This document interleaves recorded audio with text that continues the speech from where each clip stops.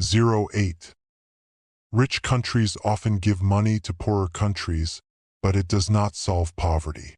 Therefore, developed countries should give other types of help to poorer countries rather than financial aid.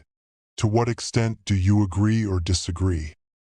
It is observed that financial aid provided for less well-off countries does not seem to resolve poverty in these areas. This has led some argue that wealthy countries should give other kind of support instead of money.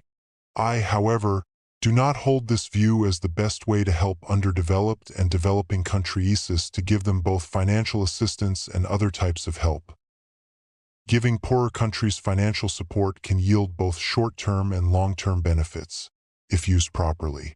Regarding the former, citizens in economically disadvantaged nations tend to suffer from hunger, meaning that giving them money is the easiest and most effective way to improve their quality of life in the short run.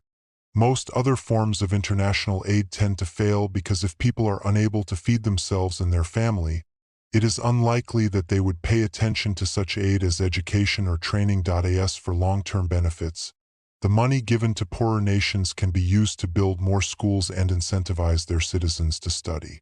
As a result, they will likely become more educated and can find employment, allowing them to lift themselves out of poverty on their own.